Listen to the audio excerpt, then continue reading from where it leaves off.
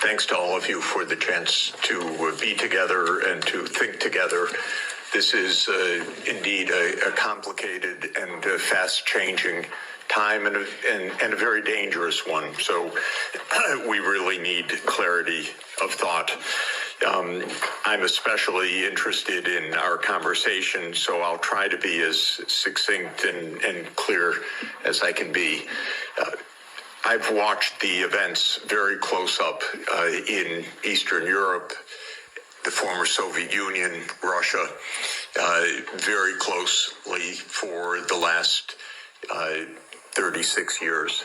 I was an advisor to the Polish government in 1989, to President Gorbachev in 1990 and 91, to President Yeltsin in 1991 to 1993, to President Kuchma of Ukraine in 1993-94.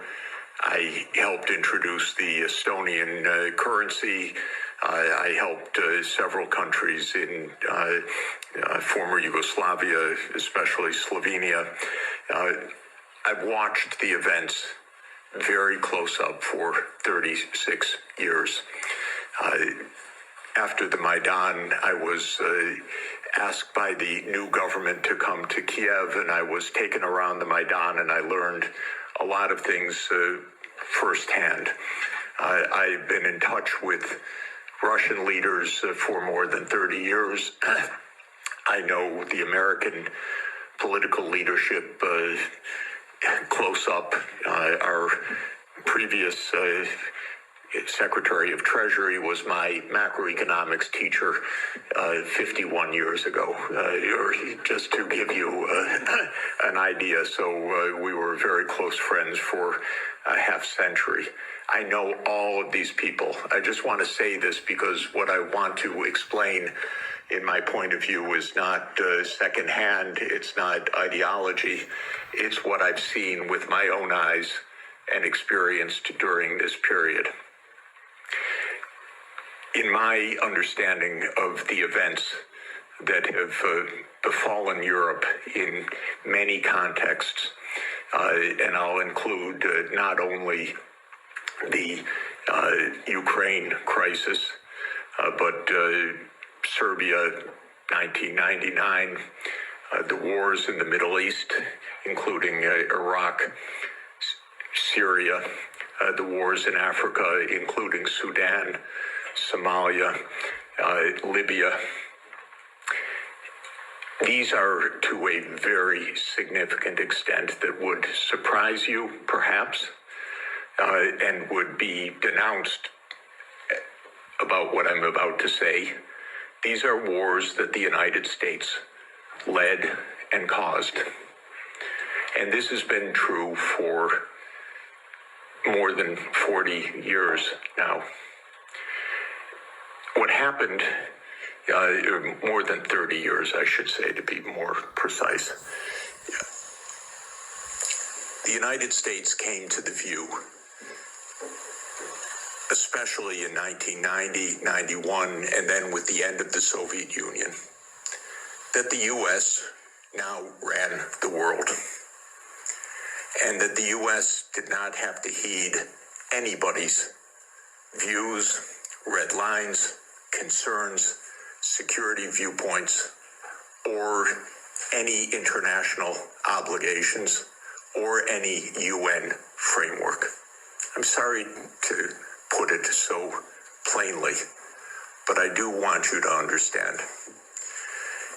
I tried very hard in 1991 to get help for Gorbachev, who I think was the greatest statesman of our modern time. I recently read the archived memo of the National Security Council discussion of my proposal, how they completely dismissed it and laughed it off the table when I said that the United States should help the Soviet Union in financial stabilization and in making its reforms. And the memo documents, including some of my former colleagues at Harvard in particular, saying we will do the minimum that we will do to prevent disaster, but the minimum. It's not our job to help. Quite the contrary, it's not our interest to help.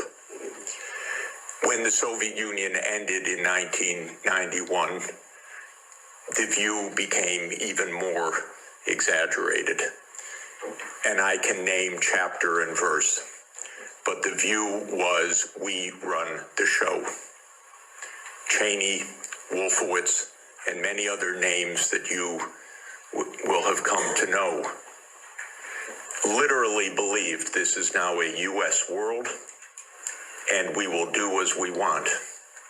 We will clean up from the former Soviet Union. We will take out any remaining allies. Countries like Iraq, Syria, and so forth will go. And we've been experiencing this foreign policy for now essentially 33 years. Europe has paid a heavy price for this because Europe has not had any foreign policy during this period that I can figure out. No voice, no unity, no clarity, no European interests, only American loyalty. There were moments where there were disagreements and very, wonderful disagreements, especially in the last time of significance was 2003 in the Iraq War, when France and Germany said we don't support the United States going around the UN Security Council for this war.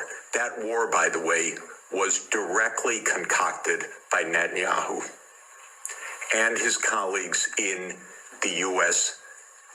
Pentagon. I'm not saying that it was a link or mutuality. I'm saying it was a direct war. That was a war carried out for Israel. It was a war that Paul Wolfowitz and Douglas Feith coordinated with Netanyahu. And that was the last time that Europe had a voice.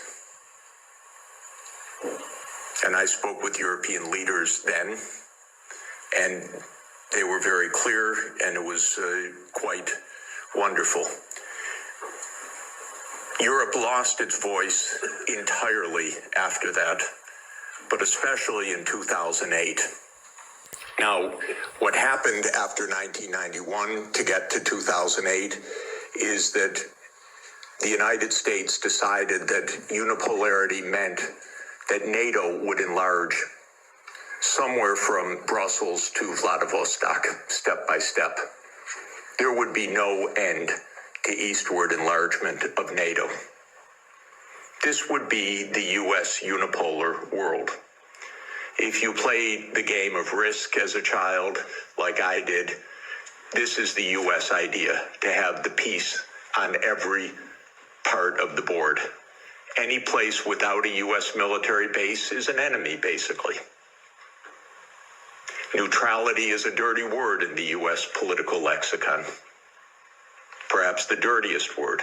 At least if you're an enemy, we know you're an enemy. If you are neutral, you're subversive. Because then you're really against us, because you're not telling us. You're pretending to be neutral. So this was the mindset, and the decision was taken formally in 1994, when President Clinton signed off on NATO enlargement to the east. You will recall that in February 7th, 1991, Hans-Dietrich Genscher and James Baker III spoke with Gorbachev. Genscher gave a press conference afterwards where he explained, NATO will not move eastward. We will not take advantage of the dissolution of the Warsaw Pact. And understand that was in a juridical context, not a casual context. This was the end of World War II being negotiated for German reunification. And an agreement was made that NATO will not move 1 inch eastward. And And it was explicit, and it is in countless documents. And just look up National Security Archive of George Washington University, and you can get dozens of documents. It's a website called What Gorbachev Heard About NATO. Take a look, because everything you're told by the U.S. is a lie about this. But the archives are perfectly clear. So the decision was taken in 1994 to expand NATO all the way to Ukraine. This is a project. This is not one administration or another. This is a U.S. government project that started more than 30 years ago.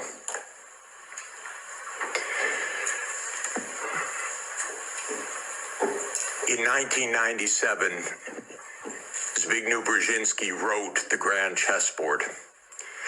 That is not just musings of Mr. Brzezinski. That is the presentation of the decisions of the United States government explained to the public, which is how these books work.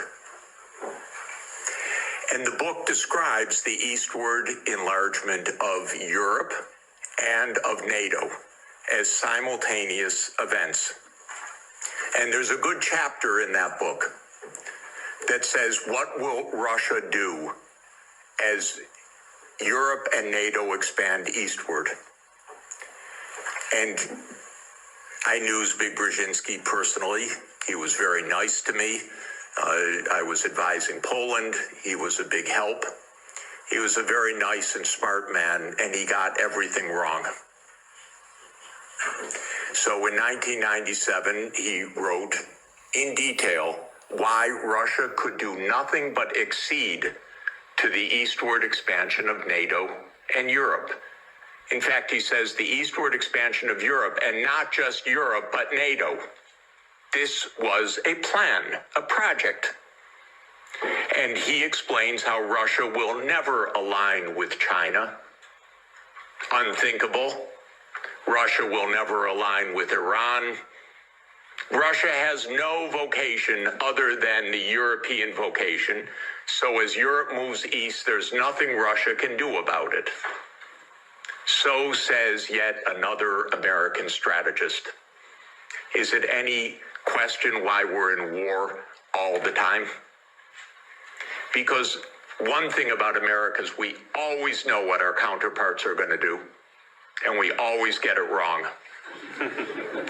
And one reason we always get it wrong is that in game theory that the American strategists play, you don't actually talk to the other side. You just know what the other side's strategy is. It's wonderful. It saves so much time. You don't need any diplomacy. So this project began, and we had a continuity of government for 30 years, until maybe yesterday, perhaps. 30 years of a project. Ukraine and Georgia were the keys to the project. Why? Because America learned everything it knows from the British. And so we are the wannabe British Empire. And what the British Empire understood in 1853, Lord Palmerston, is that you surround Russia in the Black Sea and you deny Russia access to the Eastern Mediterranean. And all you're watching is an American project to do that in the 21st century. The idea was that there would be Ukraine, Romania, Bulgaria, Turkey, and Georgia as the Black Sea littoral that would deprive Russia of any international status by blocking the Black Sea and essentially by neutralizing Russia as more than a local power. Brzezinski's completely clear about this. And before Brzezinski, there was Mackinder. And who owns the island of the world owns the world. So this project goes back a long time. I think it goes back basically to Palmerston. And again, I've lived through every administration. I've known these presidents. I've known their teams. Nothing changed much from Clinton to Bush to Obama to Trump 1 to Biden. Maybe they got worse step by step. Biden was the worst in my view. Maybe also because he was not compos mentis for the last couple of years. And I say that seriously, not as a snarky remark. The American political system is a system of image. It's a system of media manipulation every day. It is a PR system. And so you could have a president that basically doesn't function and have that in power for 2 years and actually have that president run for re-election. And one damn thing is he had to stand on a stage for 90 minutes by himself. And that was the end of it. Had it not been that mistake, he would have gone on to have his candidacy, whether he was sleeping after 4 p.m. in the afternoon or not. So this is actually the reality. Everybody goes along with it. It's impolite to say anything that I'm saying because we don't speak the truth about almost anything in this world right now. So this project went on from the 1990s, bombing Belgrade 78 straight days in 1999 was part of this project. Splitting apart the country when borders are sacrosanct, aren't they indeed? Except for Kosovo. That's fine, because borders are sacrosanct except when America changes them. Sudan was another related project. The South Sudan rebellion. Did that just happen because South Sudanese rebelled? Or can I give you the CIA playbook to please understand as grown-ups what this is about? Military events are costly. They require equipment, training, base camps, intelligence, finance. That comes from big powers. That doesn't come from local insurrections. South Sudan did not defeat North Sudan or Sudan in a tribal battle. It was a U.S. project. I would go often to Nairobi and meet U.S. military or senators or others with deep interest in Sudan's politics. This was part of the game of unipolarity. So the NATO enlargement, as you know, started in 1999 with Hungary, Poland, and the Czech Republic. And Russia was extremely unhappy about it. But these were countries still far from the border. And Russia protested, but of course to no avail. Then George Bush Jr. came in. When 9/11 occurred, President Putin pledged all support. And then the U.S. Decided in September 20th,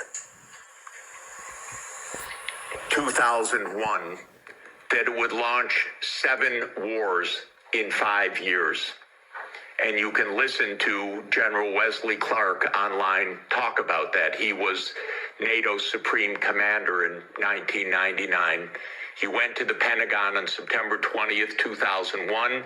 He was handed the paper explaining 7 wars. These, by the way, were Netanyahu's wars. The idea was partly to clean up old Soviet allies and partly to take out supporters of Hamas and Hezbollah. Because Netanyahu's idea was there will be one state, thank you, only one state. It will be Israel. Israel will control all of the territory. And anyone that objects, we will overthrow. Not we exactly, our friend, the United States. That's U.S. policy until this morning. We don't know whether it will change. Now, the only wrinkle is that maybe the U.S. will own Gaza instead of Israel owning Gaza. But the idea has been around at least for 25 years. It actually goes back to a document called Clean Break that Netanyahu and his American political team put together in 1996 to end the idea of the two-state solution. You can also find it online. So these are projects, these are long-term events. These aren't, is it Clinton, is it Bush, is it Obama? That's the boring way to look at American politics, as the day-to-day game, but that's not what American politics is. So the next round of NATO enlargement came in 2004 with 7 more countries. The 3 Baltic states, Romania, Bulgaria, Slovenia, and Slovakia. At this point, Russia was pretty damn upset. This was a complete violation of the post-war order agreed with German reunification. Essentially, it was a fundamental trick or defection of the U.S. from a cooperative arrangement, is what it amounted to, because they believe in unipolarity. So as everybody recalls, because we just had the Munich Security Conference last week in 2007, President Putin said, stop, enough, stop now. And of course, what that meant was in 2008, the United States jammed down Europe's throat enlargement of NATO to Ukraine and to Georgia. This is a long-term project. I listened to Mr. Saakashvili in New York in May of 2008, and I walked out, called Sonia, and said, this man's crazy. And a month later, a war broke out because the United States told this guy, we saved Georgia. And he stands at the Council on Foreign Relations, says, Georgia's in the center of Europe. Well, it ain't, ladies and gentlemen. It's not in the center of Europe. And the most recent events are not helpful for Georgia, for its safety, and your MPs going there, or MEPs going there, and European politicians. That gets Georgia destroyed. That doesn't save Georgia. That gets Georgia destroyed. Completely destroyed. In 2008, as everybody knows, our former CIA director, William Burns, sent a long message back to Condoleezza Rice. Niet means niet, about expansion.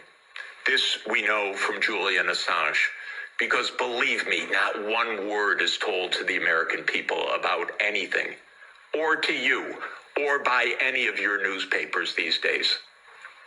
So we have Julian Assange to thank, but we can read the memo in detail. As you know, Viktor Yanukovych was elected in 2010 on the platform of neutrality. Russia had no territorial interests or designs in Ukraine at all. I know, I was there during these years. What Russia was negotiating was a 25-year lease to 2042 for Sevastopol Naval Base. That's it. Not for Crimea, not for the Donbass, nothing like that. This idea that Putin is reconstructing the Russian Empire, this is childish propaganda. Excuse me. If anyone knows the day-to-day and year-to-year history, this is childish stuff. Childish stuff seems to work better than adult stuff. So, no designs at all. The United States decided this man must be overthrown. It's called a regime change operation. There have been about 100 of them by the United States, many in your countries, and many all over the world. That's what the CIA does for a living. Okay? Please know it. It's a very unusual kind of foreign policy. In America, if you don't like the other side, you don't negotiate with them, you try to overthrow them. Preferably covertly. If it doesn't work covertly, you do it overtly. You always say it's not our fault. They're the aggressor. They're the other side. They're Hitler. That comes up every 2 or 3 years. Whether it's Saddam Hussein, whether it's Assad, whether it's Putin, that's very convenient. That's the only foreign policy explanation the American people are ever given anywhere. Well, we're facing Munich 1938. Well, we're facing Munich 1938. Can't talk to the other side. They're evil, implacable foes. That's the only model of foreign policy we ever hear from our mass media. And the mass media repeats it entirely because it's completely suborned by the U.S. government. Now, in 2014, the U.S. worked actively to overthrow Yanukovych. Everybody knows the phone call intercepted by my Columbia University colleague, Victoria Nuland, and the U.S. Ambassador Peter Piot. You don't get better evidence. The Russians intercepted her call and they put it on the internet. Listen to it. It's fascinating. I know all these people. By the way, by doing that, they all got promoted in the Biden administration. That's the job. Now, when the Maidan occurred, I was called immediately. Oh, Professor SACHS, the new Ukrainian prime minister would like to see you to talk about the economic crisis. Because I'm pretty good at that. And so I flew to Kiev and I was walked around the Maidan.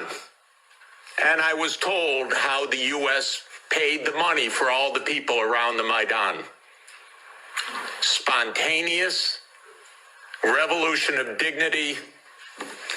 Ladies and gentlemen, please, where do all these media outlets come from? Where does all this organization come from? Where do all these buses come from? Where do all these people called in come from? Are you kidding? This is organized effort. And it's not a secret, except to citizens of Europe and the United States. Everyone else understands it quite clearly. Then came Minsk, and especially Minsk II, which, by the way, was modeled on South Tyrolean autonomy. And the Belgians could have related to Minsk II very well. It said there should be autonomy for the Russian-speaking regions in the east of Ukraine. It was supported unanimously by the UN Security Council. The United States and Ukraine decided it was not to be enforced. Germany and France, which were the guarantors of the Normandy process, let it go. And it was absolutely another direct American unipolar action with Europe, as usual, playing completely useless subsidiary role, even though it was a guarantor of the agreement. Trump won, raised the armaments. There were many thousands of deaths in the shelling by Ukraine in the Donbass. There was no Minsk II agreement. And then Biden came into office. And again, I know all these people. I used to be a member of the Democratic Party. I now am strictly sworn to be a member of no party, because both are the same anyway. And because this is, the Democrats became complete warmongers over time, and there was not one voice about peace, just like most of your parliamentarians, the same way. So at the end of 1991, Putin put on the table a last effort in two security agreement drafts, one with Europe and one with the United States. The U.S. put on the table December 15th, 2021. I had an hour call with Jake Sullivan in the White House begging, Jake, avoid the war. You can avoid the war.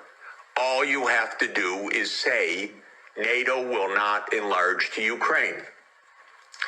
And he said to me, oh, NATO's not going to enlarge to Ukraine. Don't worry about it. I said, Jake, say it publicly. No, we can't say it publicly. Say, Jake, you're going to have a war over something that isn't even going to happen? He said, don't worry, Jeff, there will be no war. These are not very bright people. I'm telling you, if I can give you my honest view, they're not very bright people. And I've dealt with them for more than 40 years. They talk to themselves. They don't talk to anybody else. They play game theory. In non-cooperative game theory, you don't talk to the other side. You just make your strategy. This is the essence of game theory. It's not negotiation theory. It's not peacemaking theory. It is unilateral, non-cooperative theory, if you know formal game theory. That's what they play. It started at the Rand Corporation. That's what they still play. In 2019, there's a paper by Rand, How Do We Extend Russia? Do you know they wrote a paper, which Biden followed, How Do We Annoy Russia? That's literally the strategy. How do we annoy Russia? We're trying to provoke it, trying to make it break apart, maybe have regime change, maybe have unrest, maybe have economic crisis. That's what you call your ally. Are you kidding? So I had a long and frustrating phone call with Sullivan. I was standing out in the freezing cold. I happened to be trying to have a ski day. And there I was, Jake, don't have the war. Oh, there'll be no war, Jeff. We know a lot of what happened the next month, which is that they refused to negotiate. The stupidest idea of NATO is the so-called open door policy. Are you kidding? NATO reserves the right to go where it wants without any neighbor having any say whatsoever? Well, I tell the Mexicans and the Canadians, don't try it. You know, Trump may want to take over Canada. So Canada could say to China, why don't you build a military base in Ontario? I wouldn't advise it. And the United States would not say, well, it's an open door. That's their business. I mean, they can do what they want. That's not our business. But grown-ups in Europe repeat this. In Europe, in your commission, your high representative. This is nonsense stuff. This is not even baby geopolitics. This is just not thinking at all. So the war started. What was Putin's intention in the war? I can tell you what his intention was. It was to force Zelensky to negotiate neutrality. And that happened within 7 days of the start of the invasion. You should understand this, not the propaganda that's written about this. Oh, that they failed and he was going to take over Ukraine. Come on, ladies and gentlemen, understand something basic. The idea was to keep NATO, and what is NATO? It's the United States, off of Russia's border. No more, no less. I should add one very important point. Why are they so interested? First, because if China or Russia decided to have a military base on the Rio Grande or in the Canadian border, not only would the United States freak out, we'd have war within about 10 minutes. But because the United States unilaterally abandoned the Anti-Ballistic Missile Treaty in 2002 and ended the nuclear arms control framework by doing so. And this is extremely important to understand. The nuclear arms control framework is based on trying to block a first strike. The ABM treaty was a critical component of that. The U.S. unilaterally walked out of the ABM treaty in 2002. It blew a Russian gasket. So everything I've been describing is in the context of the destruction of the nuclear framework as well. And starting in 2010, the U.S. put in Aegis missile systems in Poland and then in Romania. And Russia doesn't like that. And one of the issues on the table in December 2021, January 2022, was, does the United States claim the right to put missile systems in Ukraine? And Blinken told Lavrov in January 2022, the United States reserves the right to put missile systems wherever it wants. That's your putative ally. And now let's put intermediate missile systems back in Germany. The United States walked out of the INF Treaty unilaterally in 2019. There is no nuclear arms framework right now. None. When Zelensky said in 7 days, let's negotiate, I know the details of this exquisitely because I've talked to all the parties in detail. Within a couple of weeks, there was a document exchanged that President Putin had approved, that Lavrov had presented, that was being managed by the Turkish mediators. I flew to Ankara to listen in detail to what the mediators were doing. Ukraine walked away unilaterally from a near agreement. Why? Because the United States told them to. Because the UK added icing to the cake by having Bojo go in early April to Ukraine and explain. And he has recently, and if your security is in the hands of Boris Johnson, God help us all. Keith Starmer turns out to be even worse. It's unimaginable, but it is true. Boris Johnson has explained, and you can look it up on the website, that what's at stake here is Western hegemony. Not Ukraine, Western hegemony. Michael and I met at the Vatican with a group in the spring of 2022, where we wrote a document explaining nothing good can come out of this war for Ukraine. Negotiate now, because anything that takes time will mean massive amounts of deaths, risk of nuclear escalation, and likely loss of the war. I want to change one word from what we wrote then. Nothing was wrong in that document.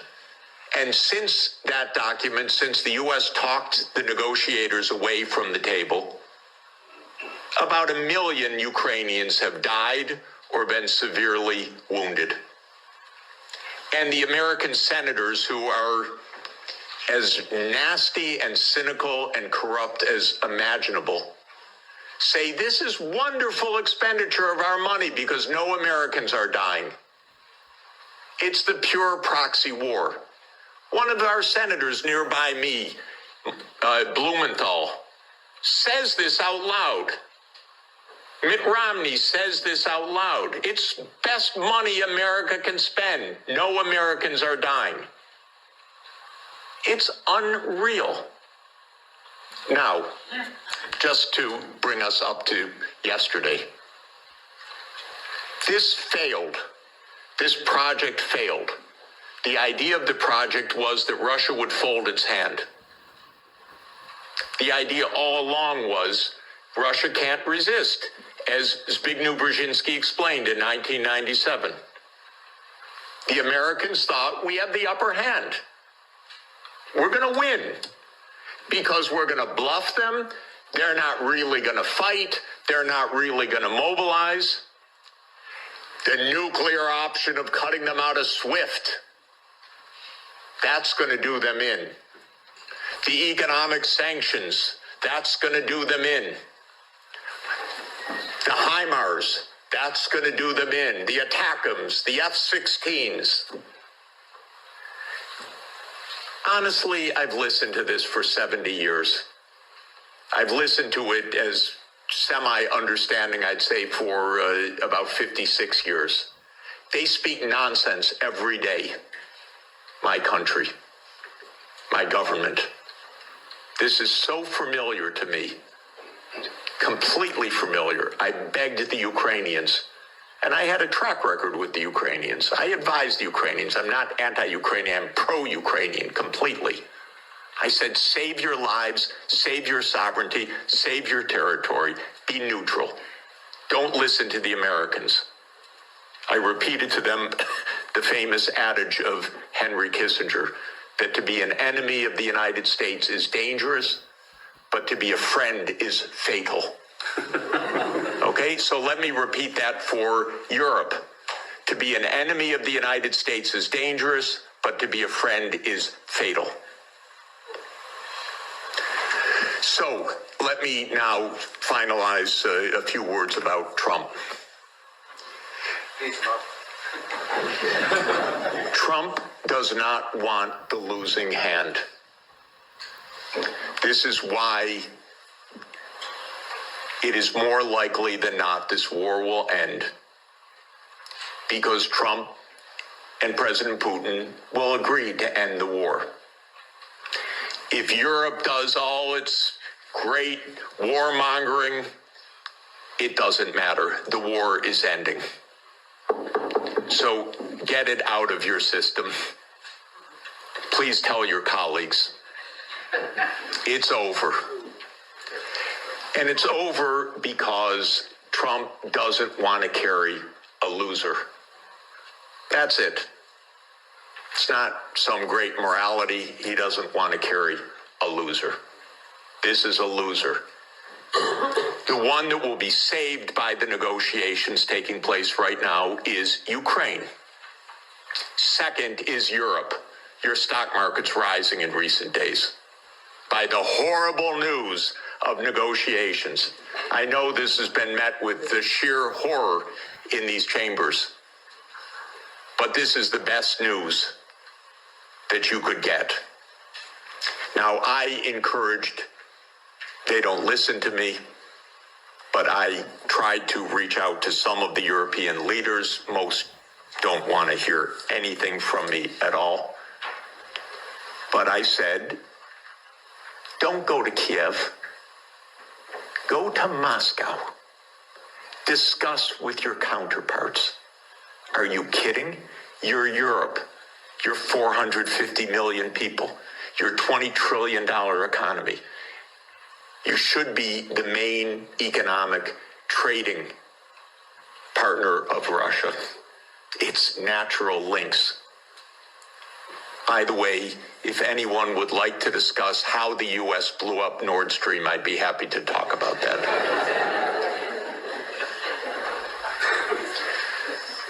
So, the Trump administration is imperialist at heart. It is great powers dominate the world.